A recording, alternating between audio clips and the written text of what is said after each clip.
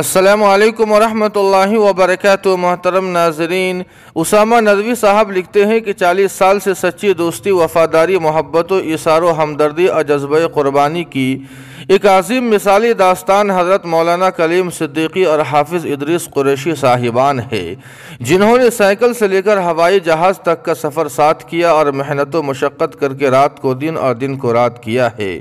شروعاتی دنوں میں جب لوگ مذاق اڑاتے تھے، تب بھی یہ دونوں حضرات ایک دوسرے کے رفیق بن کر گاؤں گاؤں ایک ہی سائیکل پر سوار ہو کر مدرسے میں پڑھانے کے لیے بچوں کی تشکیل کر کے لاتے تھے۔ موسم بہار میں بھی ساتھ تھے اور موسم خزاں میں بھی ساتھ گزارا ہے۔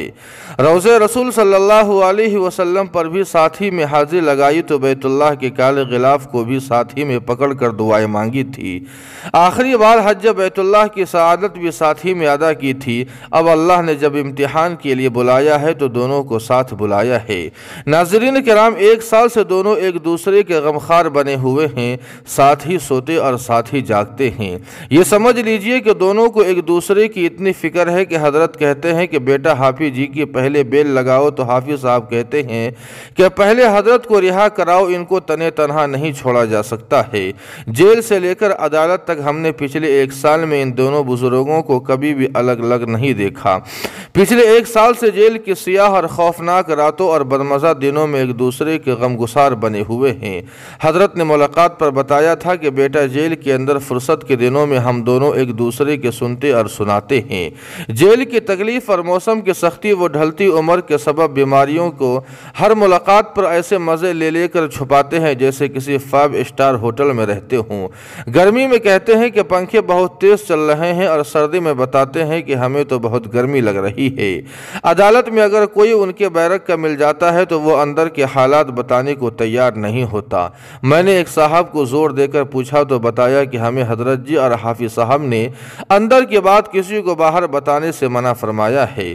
مختلف امراض کے باوجود کبھی بھی احساس ہونے نہیں دیتے ہیں۔ جیل میں ان دونوں کا پہنچنا گویا دوسرے لوگوں کے لیے نعمت ثابت ہو رہا ہے۔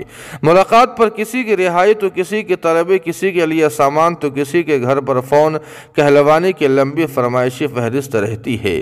حضرت کہتے ہیں کہ ہماری رہائی کسی غریب پریشان حال کی رہائی سے وابستہ ہے۔ جب تم ان لوگوں کو رہا کرا دو گے تو اللہ ہمیں بھی رہا کر دے گا، اور جس جرم کی وجہ سے ہم سزا کاٹ رہے ہیں اس کے بارے میں سوچ کر جیل میں وقت گزارنے میں مزہ آتا ہے۔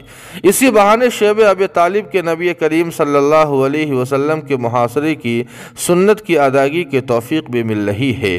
ہر بار ملاقات کے وقت ہم نظریں چراتے ہوئے بات کرتے ہیں، لیکن یہ دونوں حضرات کبھی بھی دل کی کیفیت کو زبان اور چہرے پر حاوی نہیں ہونے دیتے، ہمیشہ مسکراتے ہوئے حال احوال معلوم کرتے ہیں۔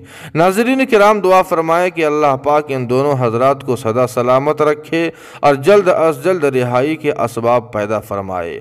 آمین ثم آمین یا رب العالمین۔